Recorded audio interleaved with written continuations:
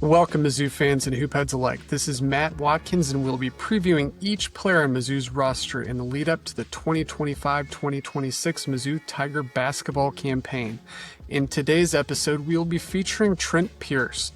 While Anthony Robinson took a lot of the headlines last year as a sophomore breakout player of the year, Trent Pierce definitely made strides that shouldn't go unnoticed.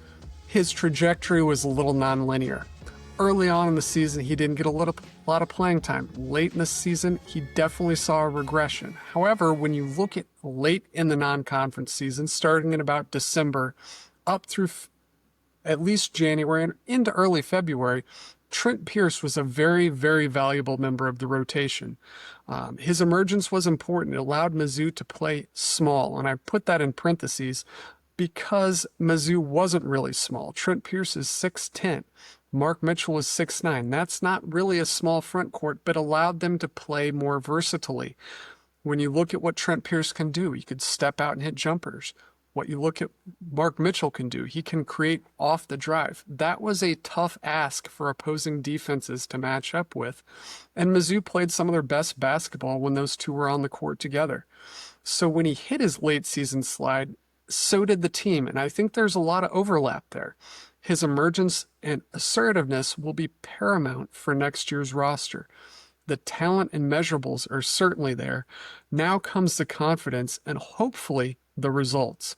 As a bit of a background, Trent Pierce is a junior. He's a forward. He's 6'10", 225 pounds per Mizzou's latest roster update. He comes from Tulsa, Oklahoma, although he played his high school basketball at AZ Compass Prep and was actually a teammate of now former Tiger Marcus Allen. So when we look at his stats last year, they weren't bad.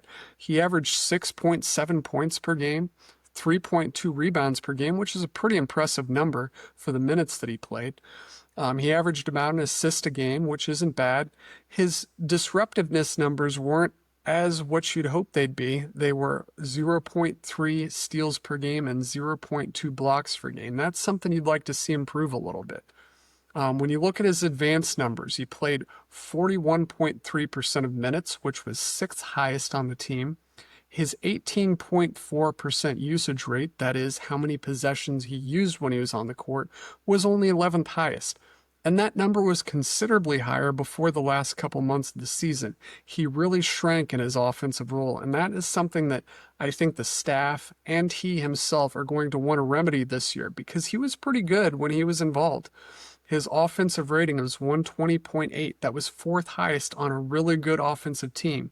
His 57.1% effective field goal rate was sixth highest on the team. Those are good numbers. He didn't turn the ball over. He had an 11.5% turnover rate. That was fourth best on the team.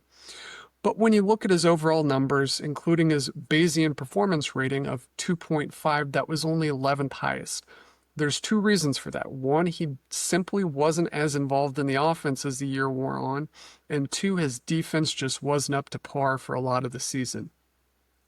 So when we look at his role going into 2025, 2026, I'm going to go out on a limb and say I'm a buyer on Trent this year. Pierce has the ability to play multiple front court positions. It's simply a matter of being able to do so. He can be used in a variety of ways offensively, whether that's more of a spot-up shooter or when he gets more involved in pick and rolls as a screener and being able to pop out and drive to the basket. I think he probably can defend fives if he works on it a little bit. Also, I think he can be better defending smaller players.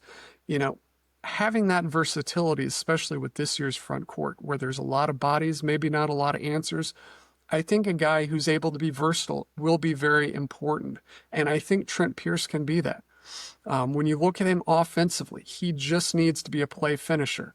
Mizzou has play creators. And what I mean by that is you've got Anthony Robinson, Sebastian Mack, Mark Mitchell. Those types of guys can create their own shots. They can even create shots for other people. What they need is guys who can finish the shots that are created for them. And Trent Pierce is top of the list when I look at guys who really could blossom in that role.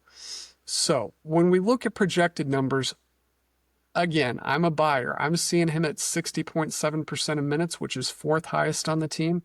I see his usage rate going up to 21%, which was about where it was when he was succeeding midway through last year. That would be third highest on the team.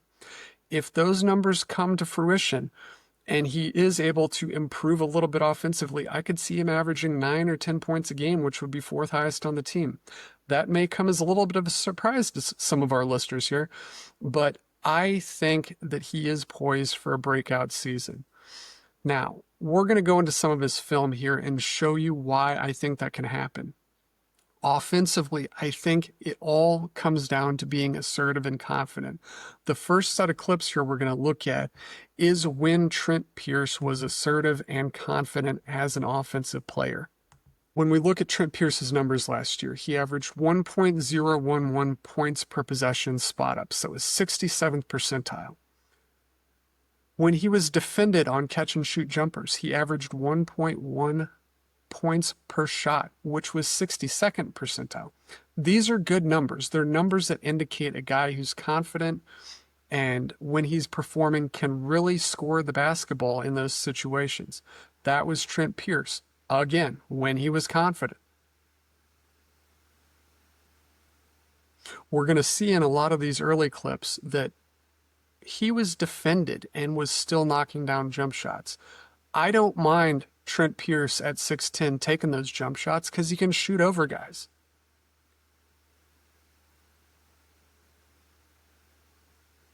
When he goes up, when he has what he wants to do in mind and does it, he can be a very good player. While Mizzou ultimately ended up losing this game at Arkansas, this is a big shot that Trent Pierce hit.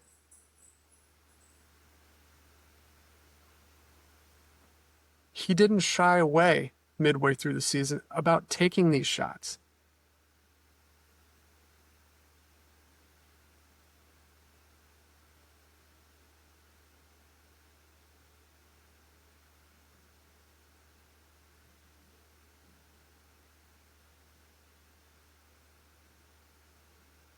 Up and confident.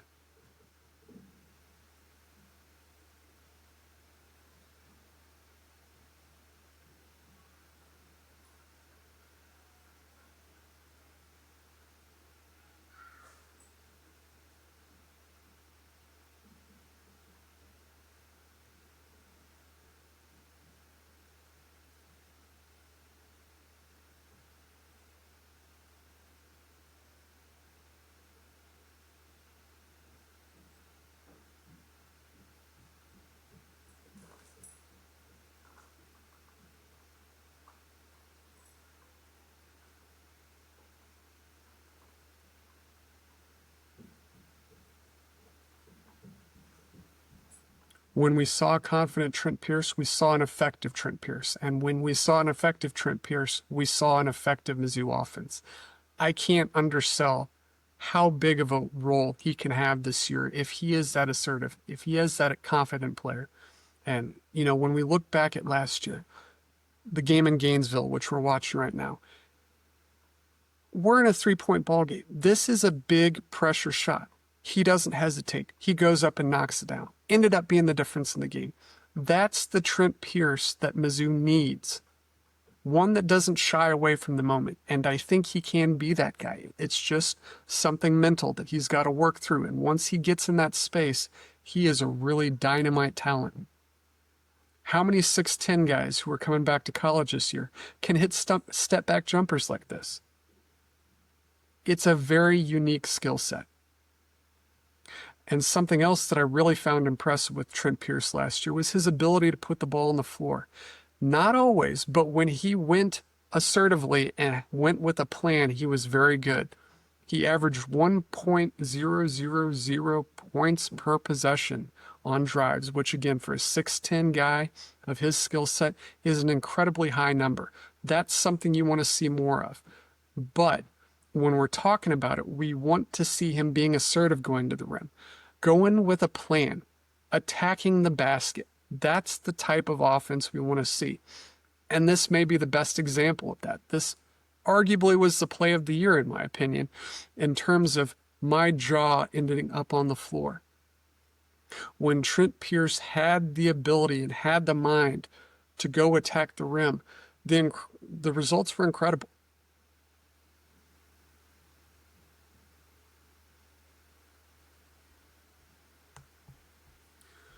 The unfortunate part about this is that Trent Pierce wasn't always aggressive. When we got later in the season, Trent Pierce was much more passive as a basketball player, and that wasn't good for his form. Now, not all of these clips are going to be at the end of the season, but I just want to show you what I mean by being passive.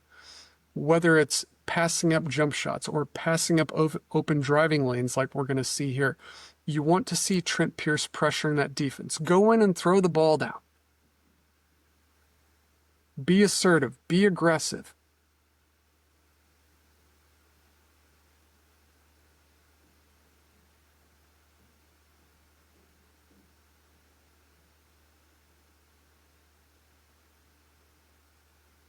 Again, had a wide open lane to drive to the basket. And at his size, that's 2 points if he does it with those things in mind. There's someone who is never be confused with being as not assertive as Caleb Grill. While we don't need Trent Pierce to be that, we do need him to be more.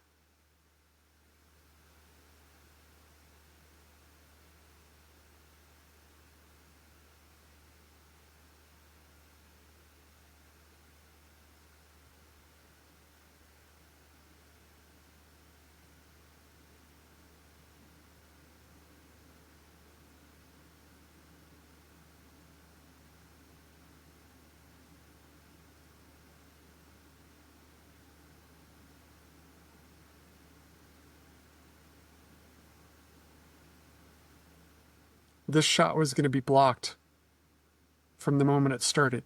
He could beat his man off the drive.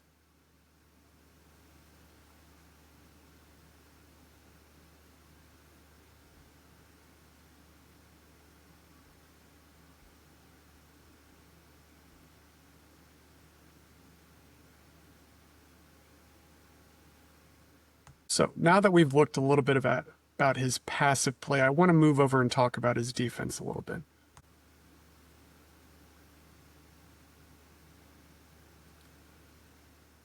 While his numbers overall were good on contesting jump shooters, he did close out a little poorly at times, as we saw there a flyby. Here, you want to see him close out under control. Got a good shooter, but he allows a blow by. You need to close out under control. And when you're 6'10", you have the ability to do that and still contest shots, still make it tough on opposing jump shooters.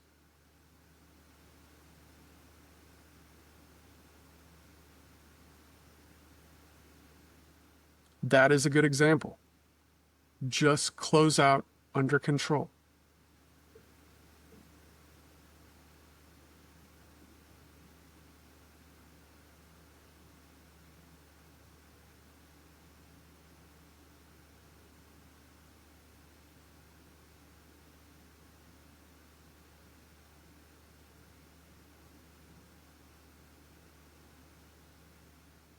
Playing a little bit too much with his hands there. Got to move the feet better. That's a tough matchup. Bennett Sturt's very good player. But again, when you have the size that he does and the quickness, you want to see him get down in a better guarding position. Keep those guys in front.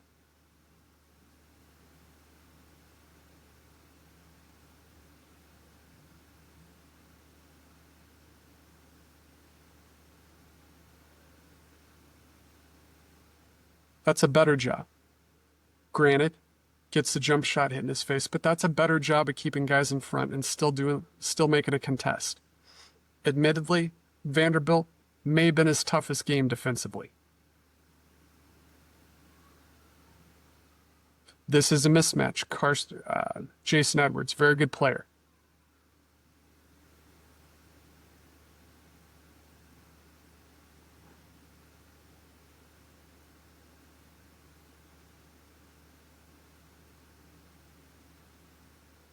Again, another tough matchup. Zakai Ziegler. He does struggle with smaller quality players, and that's something that both he and the staff need to work on is not getting put in those positions. And if you do, doing better when you're there.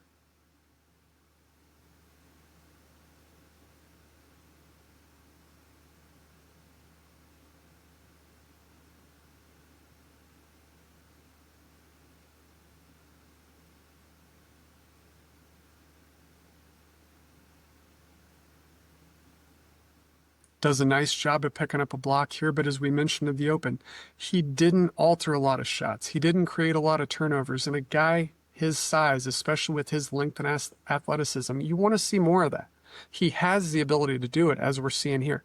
Get hands on balls, get out and run. That's what he can do, but he needs to do it.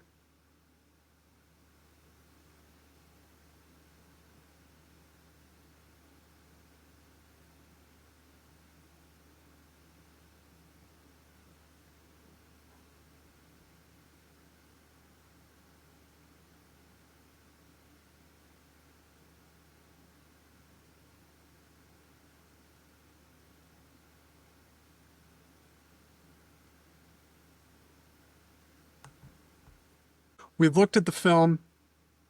I think there's a lot of potential in Trent Pierce. I think he has the ability to be a really good offensive player if he can work into being a more confident and assertive player on that end. I think the sky is the limit. Defensively, there's still some questions. He's definitely struggled with bigger guys inside and smaller guys outside. Being able to be competent in both, or one or the other, as a matter of fact, just the ability to be competent and confident, I think will allow him to be on the court and allow his offensive game to bloom. I've probably said the word confident or assertive 15 times, but that is it. That's all it comes down to with Trent Pierce. He's got everything you could possibly want in a basketball player if you can get those two things out of him. And whether that happens, we'll see this year. But I do think we are in for a bit of a surprise, because I think he is going to come out and be relied on as more of a guy that is important to the roster. Whereas last year, it was kind of hit or miss. There had so many mouths to feed, so many players, that you could kind of shrink away at the end of the season and be a non-factor offensively when you're on the court. I don't think Mizzou's going to have that luxury this year, and hopefully that enables Trent Pierce to step up when he's needed, and he will be needed this year. So, again, that's all we got for you today on Trent Pierce. I hope you're enjoying these player previews. That's one of the many features here on Rock M Plus. If you've got any ideas for improvement or things that we can improve upon to better serve you, the listener, we would love to hear them. Otherwise, let us know how we're doing. So with that being said, we will catch you another time. Thank you, everyone, for tuning in to Rock M Radio, a proud partner of Fans First Sports Network. Rock M Radio is the official podcast network of Rock M Plus, a new and exciting subscription service provided by me and the other voices of Rock M Radio. Please take a few moments to head over to rockm.plus and sign up for an account today.